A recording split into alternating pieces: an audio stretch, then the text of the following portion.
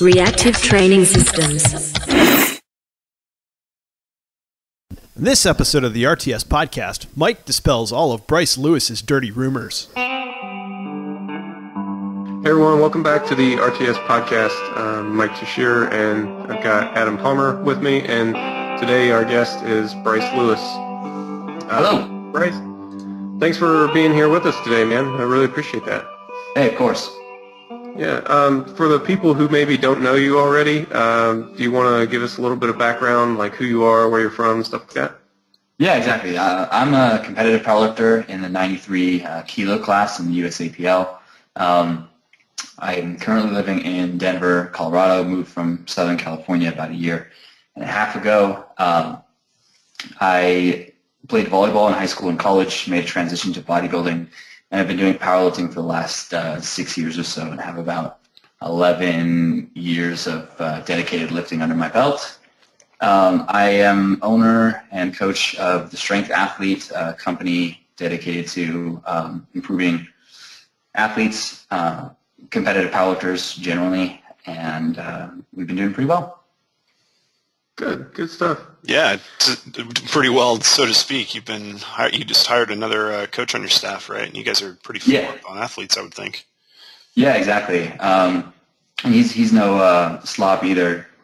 He's got a master's in exercise physiology with a specialist in strength and conditioning, and just a good guy. And he has a background for success with athletes, and that's our fifth coach now. So we really try to work as a team and not really as five separate coaches. So we toss ideas back and forth quite regularly. Yeah, what do you guys look for when you're hiring coaches? So we look for someone that's going to mesh well with the coaches we already have. And, this whole process is new to me. It's not like I want to expand to 20-plus coaches or anything like that. But we look for someone that we know generally or have seen kind of track records of either their success or kind of know them as a person. So all five of us kind of have a mutual background in 3D Muscle Journey, coached by Eric Helms or Brad Loomis or Alberto Nunez or Jeff Alberts. And it just seems to be that people coming from that group have a good head on their shoulders and looking out for athletes' best interests. Yeah, it's definitely got to be a priority for anybody who's going to be a good coach, for sure. You mentioned you were in the 93 kilo class. That's a pretty stacked class these days. Yeah. Yeah, very much so. With the likes of Lane Norton representing the U.S. at Worlds and LS McLean also going to Worlds. Both those guys are phenomenal lifters, and I'm up somewhere there, but it seems to be better. Yeah, actually. So what are some of your best lifts at 93 then? 725 deadlift in training, 620 squat, and a 450 bench press in competition, 606 squat, 427 bench, and a 700 deadlift. Yeah, so those aren't unimpressive.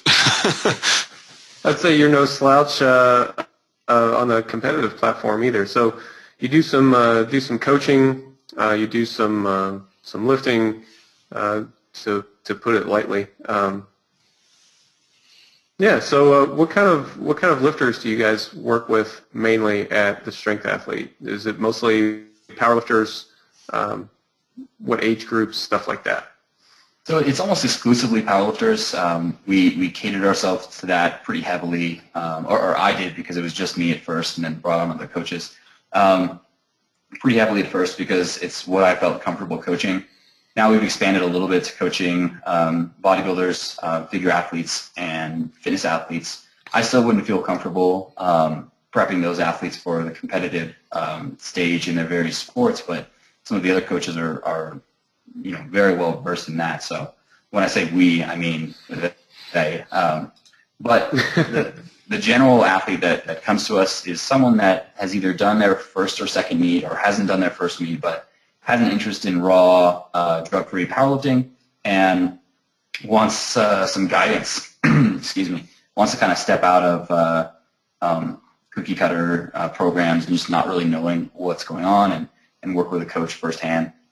So we handle programming, nutrition, technique analysis, and fixes as far as that goes, and prep and attempt selection toward meets, and if we're available, handling. But since this is essentially distance coaching, we make ourselves as available as possible on the day of the meet. But as far as demographics go, they are 18 to 30. We have very few minors, so kind of 18 to 30 is really where it is. And all around the world, really. We have a fair amount of athletes in the United States, but now in the world as well. Okay, so have you found that, you mentioned that you guys work with some bodybuilders. Have you found that the powerlifting community and the bodybuilding community have come together a little more, and that's become a little more accepted? Each one is more accepting of the other these days. Yeah, I think so. I was actually just on a podcast yesterday chatting a little bit about this, or it came up in conversation. I think bodybuilders are finding that doing competitions in their off season is a great way to stay motivated, and to bring back some of that sense of goal setting and goal accomplishing that in bodybuilding can be a little bit more longer term and a little bit harder to parse, especially for drug-free lifters. The changes to your physique are probably a little bit slower to come by. So powerlifting definitely provides some of that measured success. So yeah, I think bodybuilders to powerlifters for sure. Although we don't necessarily see many powerlifters getting a whole lot out of doing bodybuilding competitions or seeing interest go the other way. Unless you guys have noticed something. No, I haven't. Yeah. Not really. Not that I've particularly gone hunting for that connection either. So it seems like as far as bodybuilders and powerlifters getting along a lot more than they used to, at least. I guess it is kind of going, mainstream, because you're starting to see articles come out now about why bodybuilders shouldn't do powerlifting and stuff like that. So I just thought I really don't have much of an opinion one way or another. I don't think there's a moral imperative to any kind of lifting weights. You just do what you enjoy doing mostly. But I just think it's funny that it's gotten to be so accepted now for bodybuilders to at least do some kind of powerlifting that people can actually get articles published that advocate the opposite. So you've got to be a little bit controversial to get those clicks. If you say the same thing that everybody else has said, then nobody reads those articles. So, yeah. Anyway, I saw that. I thought that was kind of ironic, but I did see that too. I thought that was pretty interesting. But it does speak to the point that it's getting to be a very common practice to do bodybuilding and then incorporate at least some measure of the big three and trying to improve your total in the big three. Yeah, and I think that's a good point too. That about keeping the motivation up. When I don't work with a ton of real novice lifters, but whenever I do, it seems like they often have the novice goal set, right?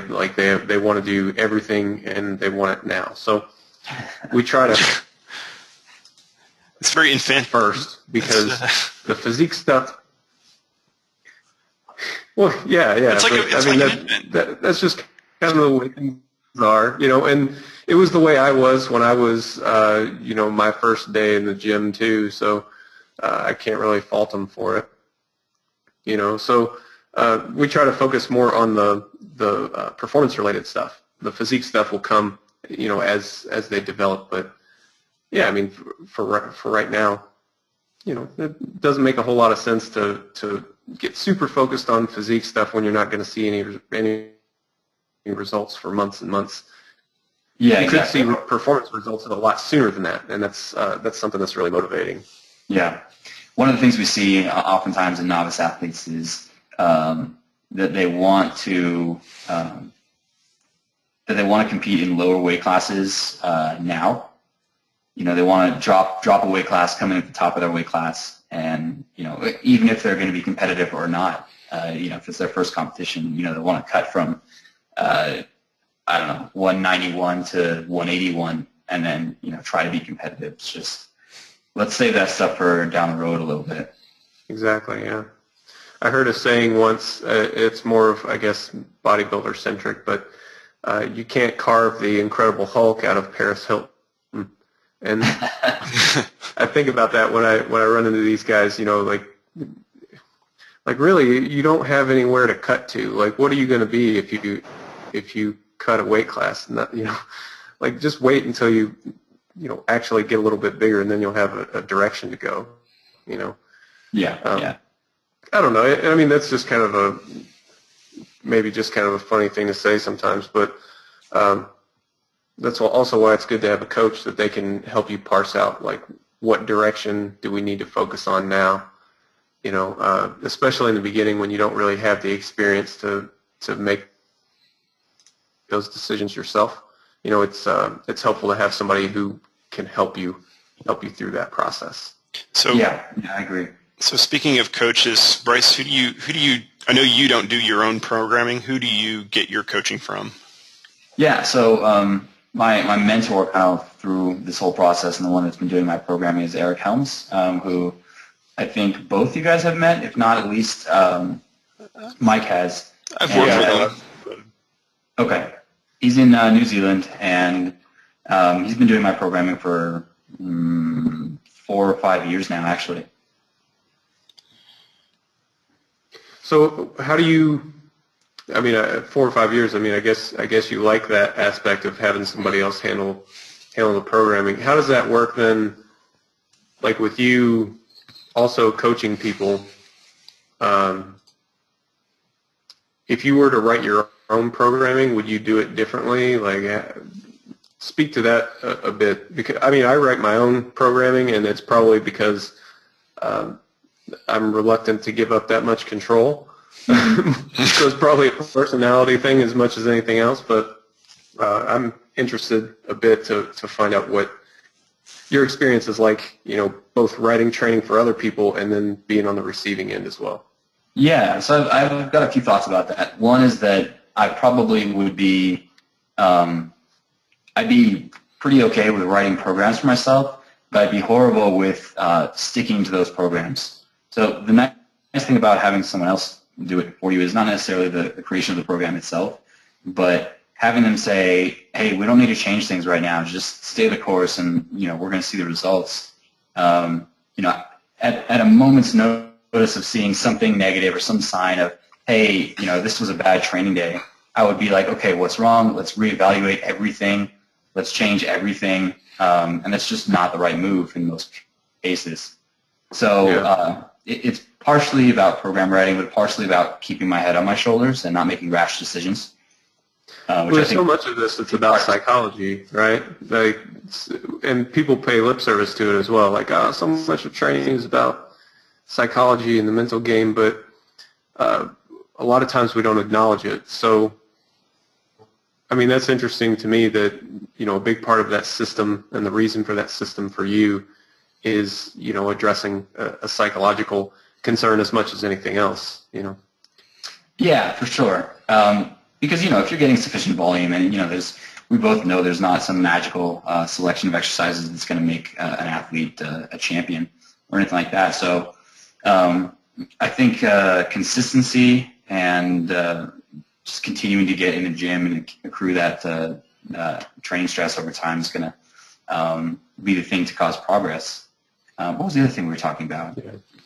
Well, I've run into similar issues in the past as far as, something happens and the tendency is to want to change the whole program, right?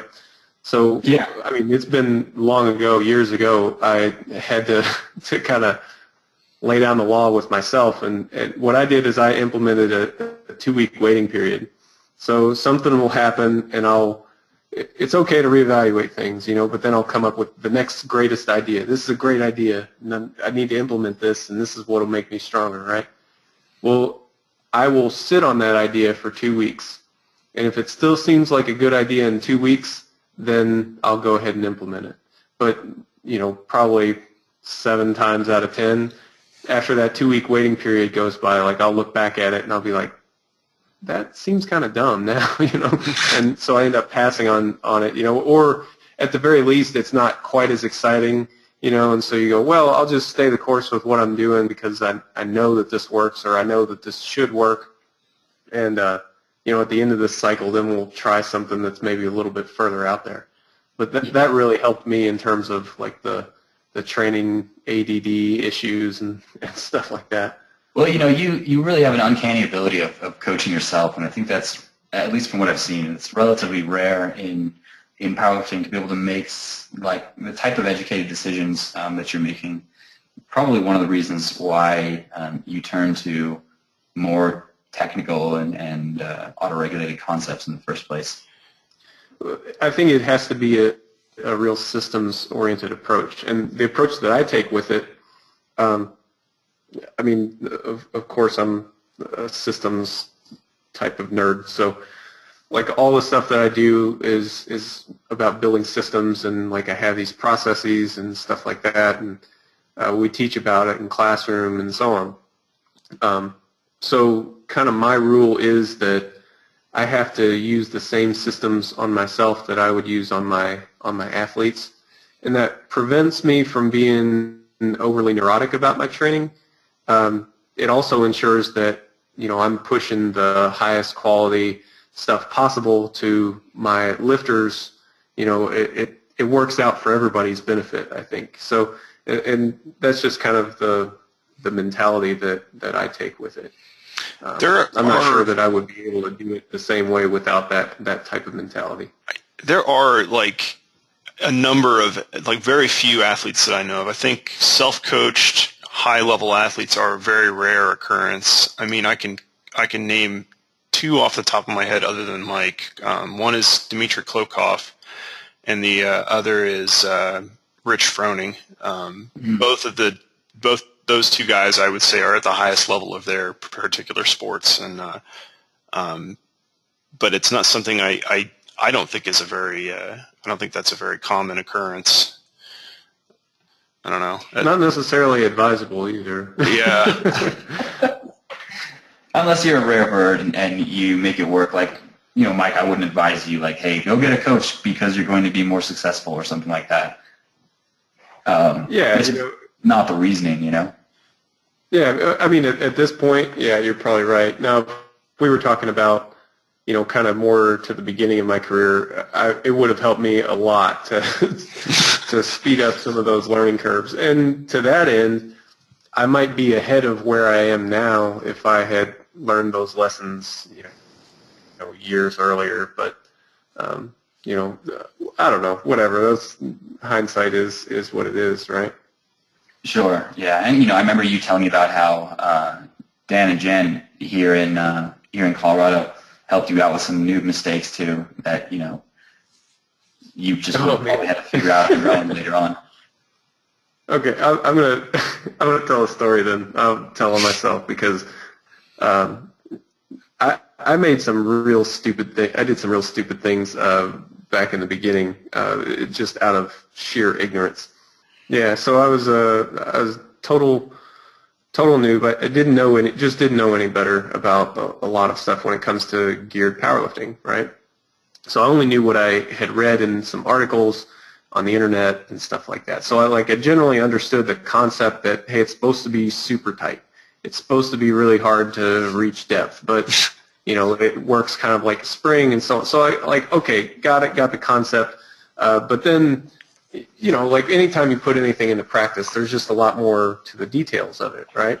So I remember I got this squat suit, and I mean, it was a single ply IPF squat suit. I was probably a 600-pound raw squatter at the time, and I put this thing on, and I went to the gym, and so I try a squat, and it's like maybe halfway to depth, not even close. Okay, we'll add more weight. And it's still halfway to depth, not even close. Add more weight, more.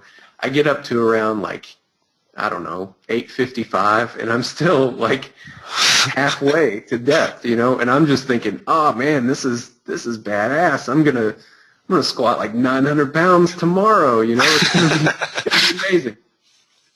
And at the time, I was going to school at the Air Force Academy, so I couldn't get up to Dan and Jen's place in Denver very often. But I remember talking to them, and I'm sure Dan kind of knew, like, oh boy, this kid doesn't have any clue what's going on, But to his credit, he didn't really say anything. He was just like, oh, okay, well, why don't you come on up here and come up for a training session, and I'll see if I can help you out with it.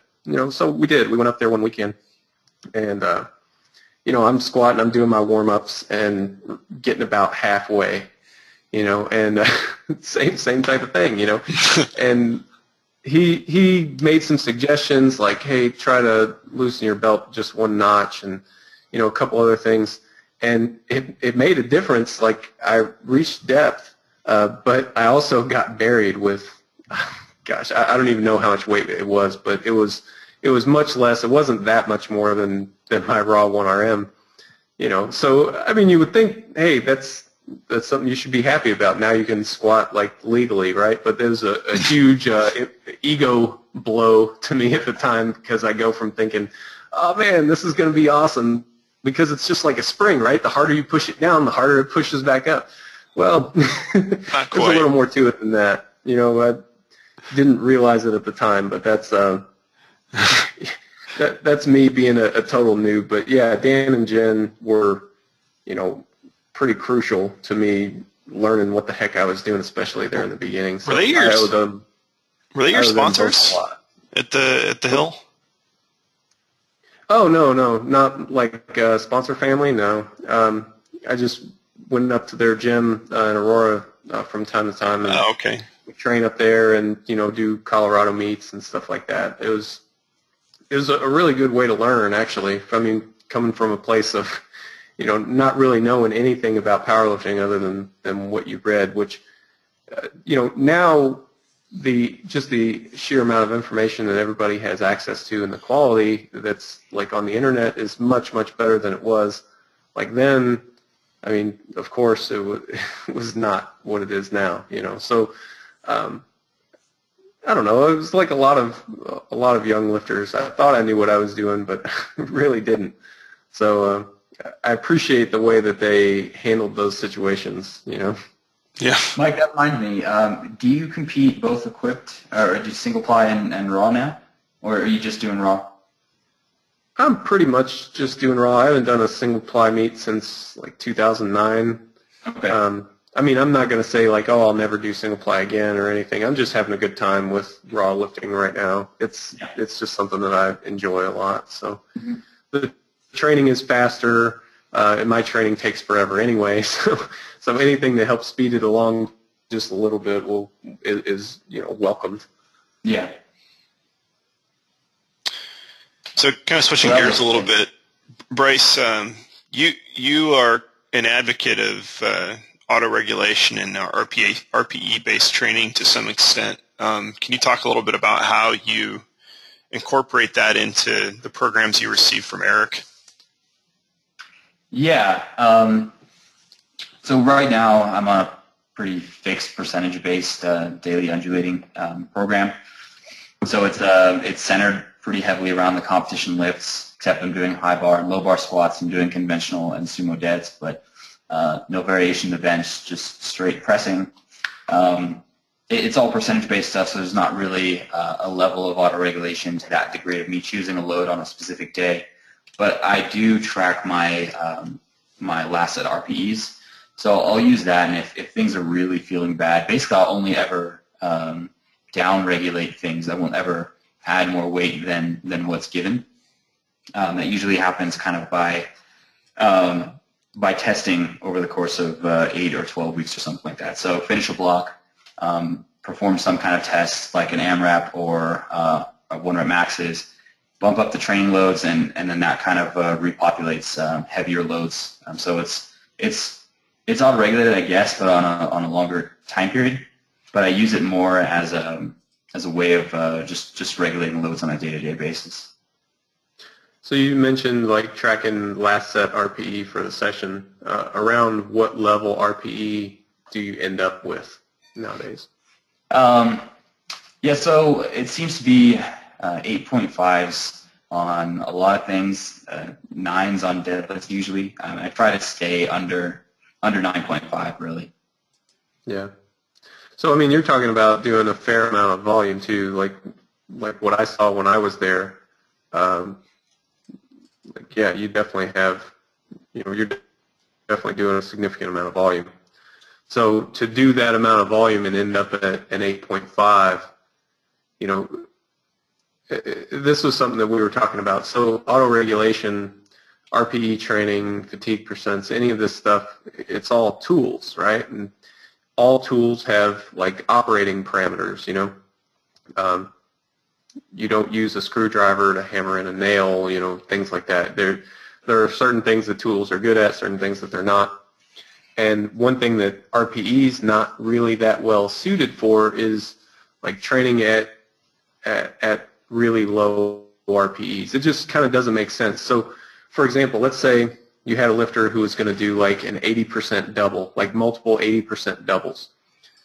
Like that's just not that high of an RPE.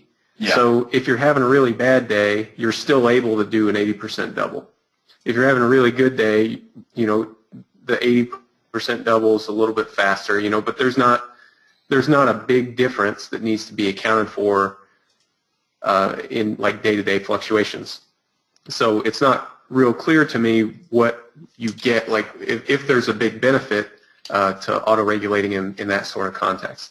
On the other hand, let's say you're doing like a daily 1RM type of program, well, you have to auto-regulate it. You don't want to go in and miss, every day or anything like that. So you have to adjust up or down the weights on the bar to fit your capabilities for that day. And then there are plenty of programs in between as well. But the point is that there's situations where it makes sense to use some sort of auto-regulated training, but I mean we aren't so dogmatic here that we have to use auto-regulation in every context or anything like that. Of course. Sure. Well, I found it to be a pretty good coaching tool as well for a few different reasons. Number one, it's a common language between coach and athlete that allows us to talk about difficulty of loads for them, and gets out of the wishy-washy language of kind of easy, kind of hard, really hard, and just those vague terms. And having athletes track less at RPE, whatever program they're using, allows me to regulate things a little bit. So go in and change the loads for them the following week if I'm finding that their loads are too high or too low or something like that. Yeah. So if they're consistently starting at 7s and ending at 7s, I'm probably going to bump up their training maxes. Right. Yeah, it gives you an indication on how tired am I getting, how hard am I working, stuff like that. Yeah. Right. So it's a proxy for stress, I guess. Yeah, and that's how it's used in the concept of fatigue percents as well. Just that in that case, you adjust the volume based on how tired are you getting, And I think there are appropriate and inappropriate uses for that tool as well. I mean, they're all tools, sure. just like AMRAP sets or whatever you have, it's there's good times and bad times to use any of these. Yeah, absolutely.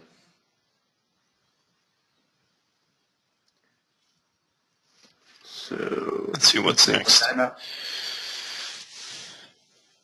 Let's see what do we. I want to find out a little bit more about just general training philosophy for you, Bryce. What kind of stuff do you advocate for? Like we talked a little bit about RPE in general, and I get the sense that you're a focus on the big lifts kind of guy. But what kind of stuff?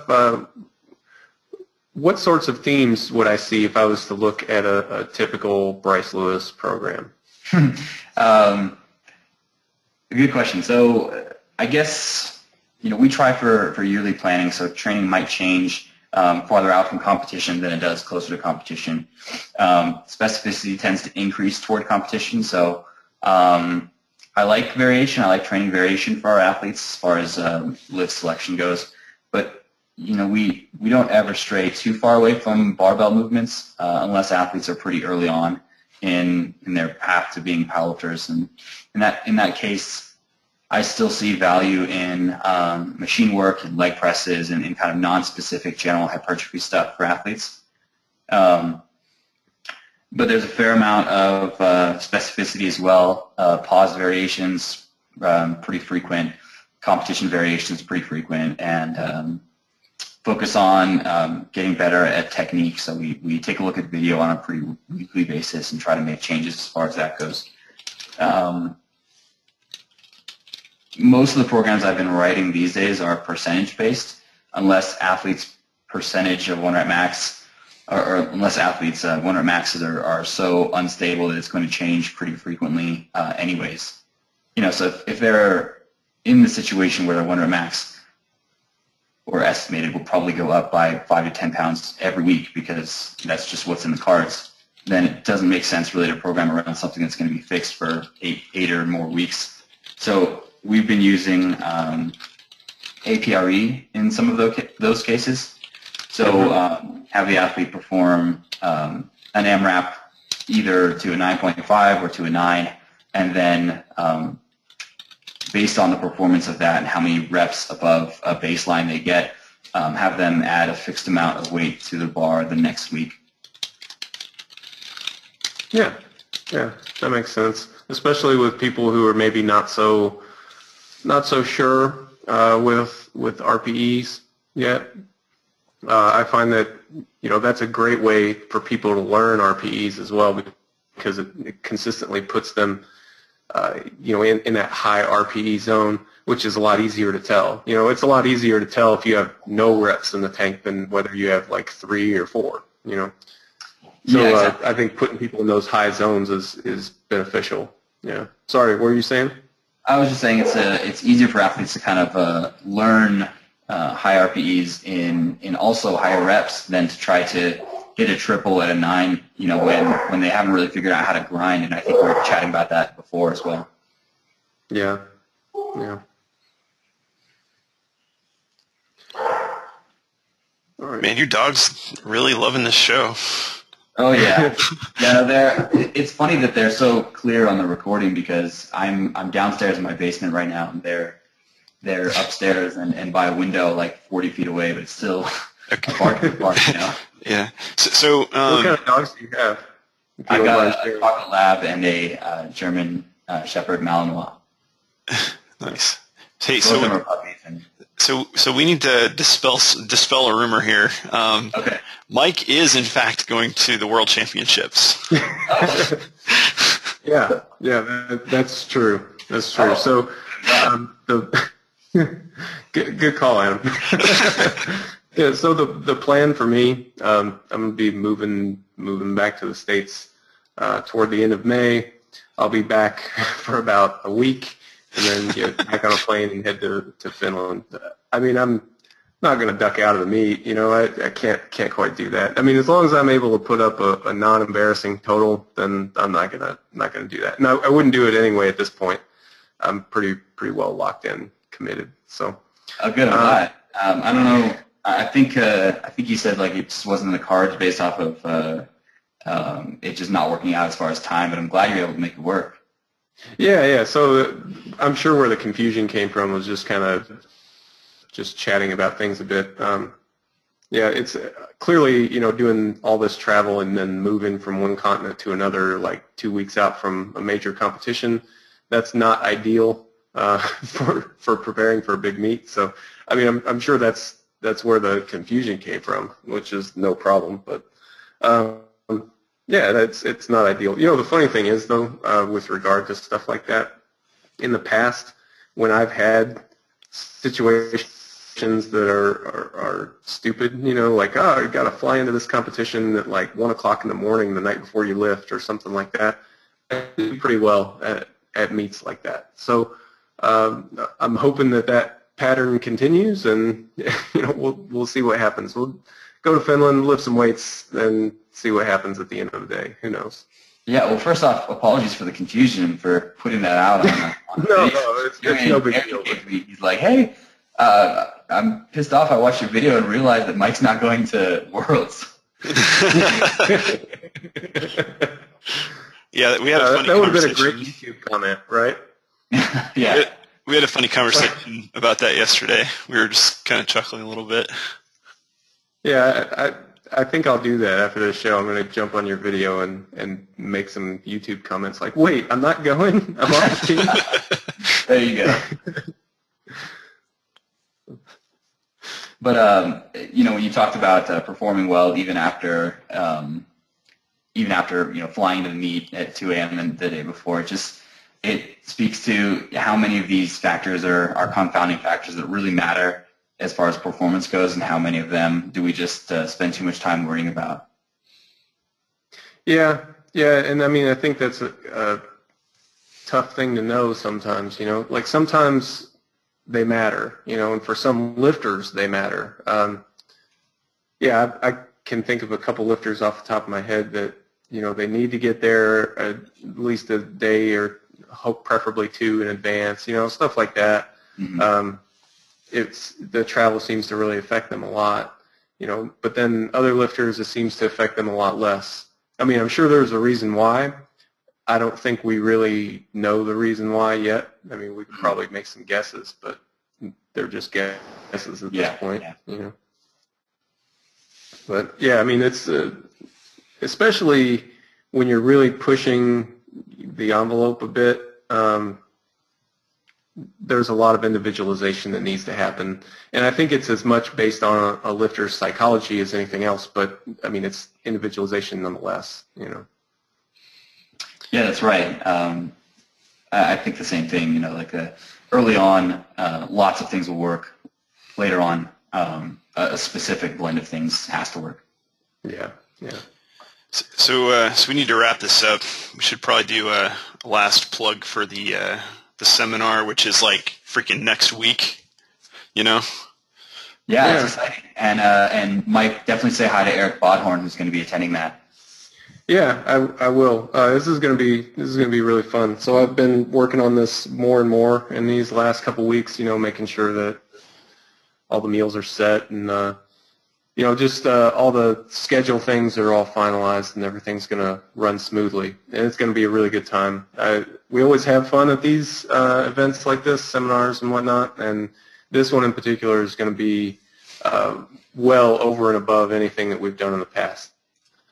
Really looking forward to it. I can't wait to get there, actually. It's going to be a lot of fun. So once again, we'll put up a link. We're not really closing ticket sales or registration for this until like the night before. So sign up. I mean, sign up as soon as you can. That'll really do me a big favor in terms of making sure that we have facilities for you and everything. But, sign up, get there, come have a good time with us. Bryce, you come too. I am not coming this one. Yeah, you should definitely try to make it out to I would love to. No, I'm definitely going to make one of the future ones. I mean, you live in Denver. That's right near Denver International Airport. Just get on a plane. Let's make it out there real quick. But yeah, actually, I think we should do a seminar or something like that in the future. Yeah, so I'm sure that we'll have plenty of opportunities and stuff since I'll be living nearby soon. Yeah, so, sure. Hopefully we won't have to record these at a crazy early time for you in the future either. So, yeah. Yeah, we'll be in sync and we'll get in plenty of training sessions. Cool. All right, so thanks everyone for hanging out with us, for watching the RTS podcast. Not quite sure when our next one is, but it'll probably come after the seminar in Florida. So look for those. We'll post those up once we get back. And we'll see you next time.